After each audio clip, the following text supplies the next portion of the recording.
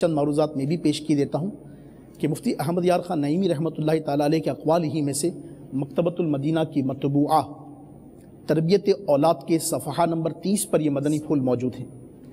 ارشاد ہوا کہ یوں تو انسان کی پوری زندگی ہی قرآن و سنت کے مطابق ہونی چاہیے،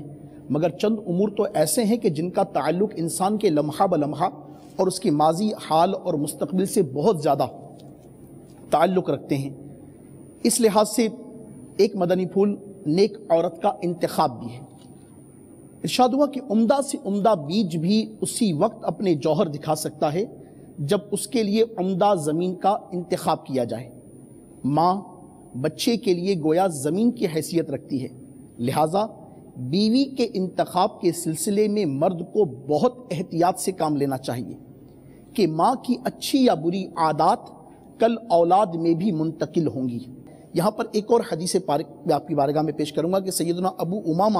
رضی اللہ تعالی عنہ سے مروی ہے کہ نبی پاک صاحب لولاک صلی اللہ تعالی علیہ وسلم نے ارشاد فرمایا کہ تقوی کے بعد مومن کے لیے نیک بیوی سے بہتر کوئی چیز نہیں۔ تقوی کے بعد مومن کے لیے نیک بیوی سے بہتر کوئی چیز نہیں۔ نیک بیوی کہاں سے آئے گی؟ مسئلہ سارا ادھر آ کر رک جائے گا کہ نیک بیوی کہاں سے آئے گی۔ یہاں جبکہ ماحول اتنا عجیب و غریب ہے، اس وقت ایسا نازک دور آ گیا ہے کہ لڑکیوں کو ہمارے یہاں جن کی شادیوں کی عمریں ہو جاتی ہیں ایسا کلچر ملتا ہے۔ میں ہر ایک کے لیے نہیں کہوں گا، ٹھیک ہے نا، مگر جو مبتلا ہو وہ سمجھ جائے گا، جس کو اس بات کا تجربہ وہ بھی سمجھ جائے گا کہ باقاعدہ لڑکیوں کو، اپنی جوان لڑکیوں کو بنا سنوار کر بے پردہ خاص دعوت میں اس مقصد و نیت کے ساتھ لے جایا جاتا ہے کہ اس کے رشتے آئیں گے۔ اب فی زمانہ ایک تو دعوتوں کا جو حال ہے وہ بے حال ہے کہ لڑکیاں اگر واقعی با پردہ اور سادی طبیعت کے گھر میں بھی رہتی ہوں تب بھی فی زمانہ دعوتوں کی بے پردگی اور طرح طرح کے تراش خراش والے فیشن یہ خود اس کے ذہن کو منتشر کرنے کے لیے کافی ہیں۔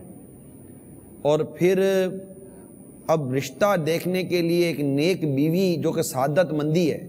اور مرد کے لیے ایک بہت بڑی نعمت ہے کہ اس کو نیک بیوی اللہ کے کرم سے نصیب ہو جائے۔ تو اب نیک کیسی ہوتی ہے؟ نیکی کے لیے ظاہر ہے کہ سب سے بنیادی چیز عورت کی اپنی پرہیزگاری ہے، اور عورت کا جو اپنا تقوی ہے، اور عورت کی جو اپنی پردے کی جو ایک اس کی جو اپنی سوچ ہوتی ہے وہ کہاں ہے؟ بے پردگی کرنے والی اور اس طرح کے بے پردہ ماحول میں بے باکی کے ساتھ بلا اجازت شرعی آنے والی اور مردوں کے ساتھ ہنسی مذاق کرنے والی اور اس طرح کے مرد اور عورت کی مجلسوں میں جو آج کل ماحول کرنے والے، اب یہاں کیسے مطلب کہ ایک لڑکا یا اس کے گھر والے کسی ایسی لڑکی کو ڈھونڈیں؟ تو بے پردگی، اور پھر جو لڑکا پسند کیا جاتا ہے جس طرح دعوتوں کے اندر، اب لڑکے کو بھی یہی کہہ کر اسی دن خاص اس کی داڑھی منڈی جائے گی، شیمدوڑی داڑھی تو منڈا ویسا ہوتا ہی ہے، اس کو خاص شیو کرے گا، پھر وہ جو بھی مطلب کہ آج کل جو فیشن چلے گا وہ چلے گا، پھر مطلب وہ لڑکا پسند کرنا ہے۔ یہ لڑکا پسند کرنے اور لڑکی پسند کرنے کا ایک بنیادی جو معیار ہمارے معاشرے میں بنا ہوا ہے وہ میں نے ایک اس کا نقشہ